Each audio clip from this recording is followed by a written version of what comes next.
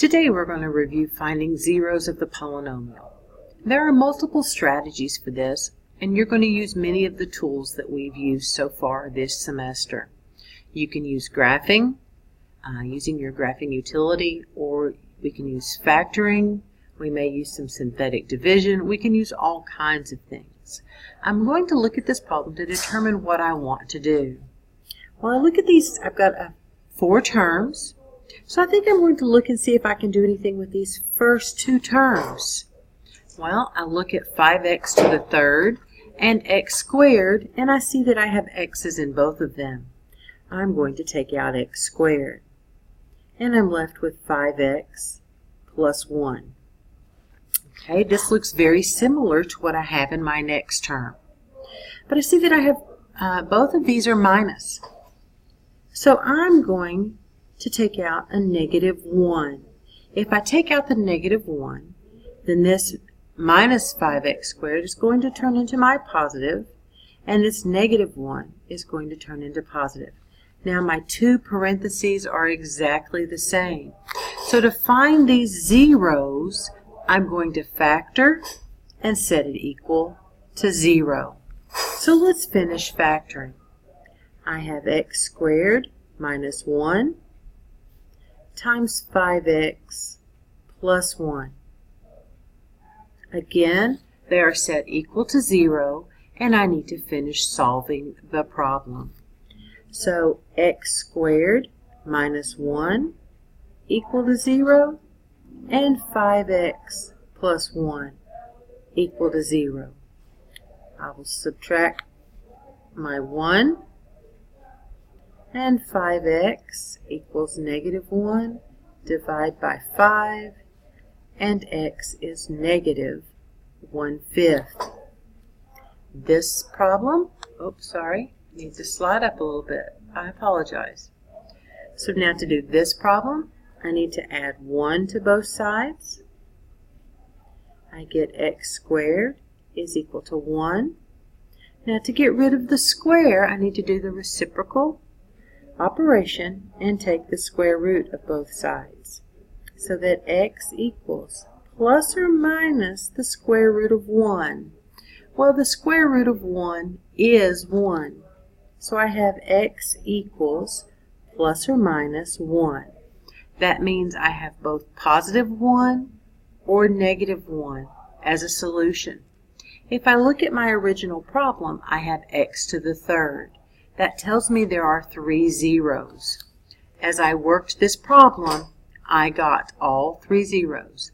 A positive 1, a negative 1, and a negative 1/5. That gave me all of my zeros of this function.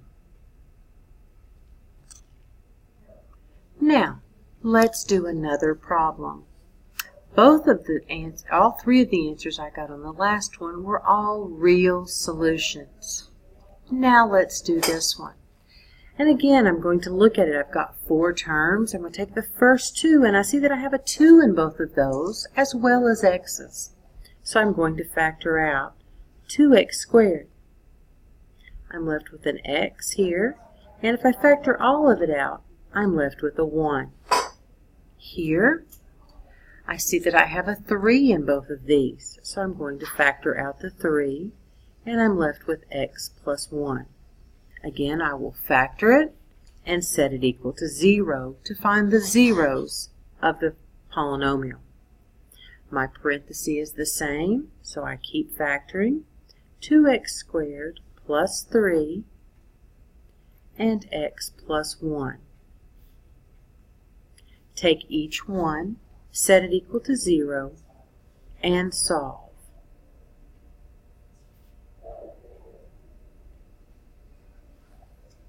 So in my first problem, I need to subtract 3,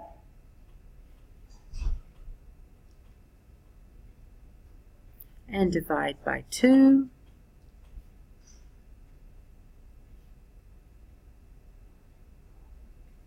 again, to get rid of the square, I need to do the inverse operation, and the inverse of squaring something is doing a square root. You'll notice I have a negative inside my radical. X equals plus or minus. Well, when I have a negative inside my radical, that tells me that I'm going to have a complex solution. I'll have the square root of 3/2 I. Well, now square root of 3/2 is not something we allow, so we have to rewrite this radical. To do that, I'm going to come over here to the side. The square root of 3/2 is equal to the square root of 3 over the square root of 2.